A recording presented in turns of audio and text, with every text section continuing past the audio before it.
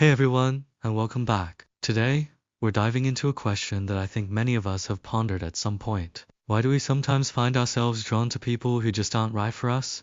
It's a common human experience, and understanding it can be incredibly empowering. Think about it. We all have this deep-seated desire for connection, for love, for a partner who truly sees and cherishes us. And when we feel that spark, that initial pull, it can be exhilarating. But sometimes, that spark leads us down a path that, in hindsight, feels a little off.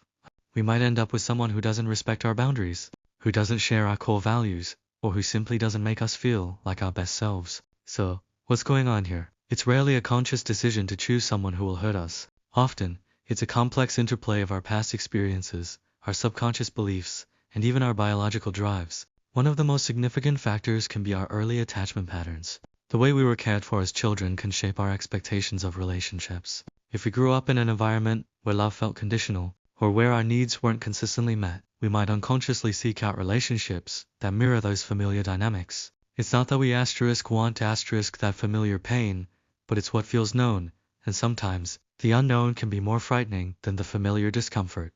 Then there's the idea of familiarity breeds contempt. But in this context, it's more like familiarity breeds a sense of safety, even if that safety is an illusion. We might be drawn to people who remind us of a parent, or a significant figure from our past, because it feels like a continuation of a story we already know.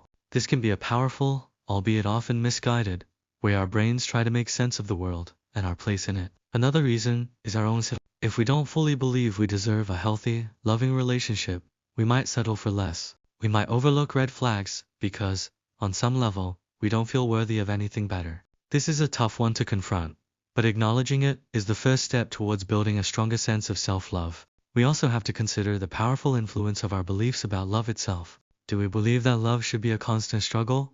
That it requires grand gestures and dramatic ups and downs? If so, a calm, steady, and supportive relationship might feel boring or unfulfilling, even though it's actually the foundation of true happiness.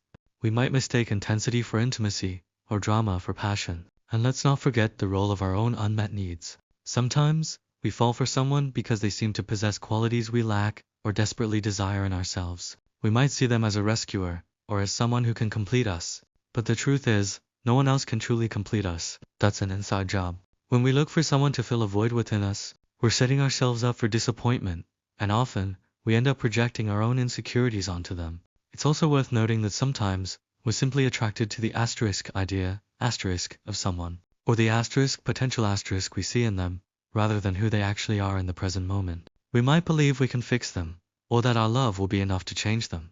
This is a recipe for heartache, as it places an unfair burden on both individuals. The good news is, recognizing these patterns is incredibly liberating. It allows us to pause, to reflect, and to make more conscious choices about who we invite into our lives. It's about understanding that we are worthy of genuine connection, of respect, and of a love that nourishes us. So, the next time you find yourself wondering why you're drawn to someone who doesn't quite fit, take a moment. Ask yourself, what familiar pattern am I repeating?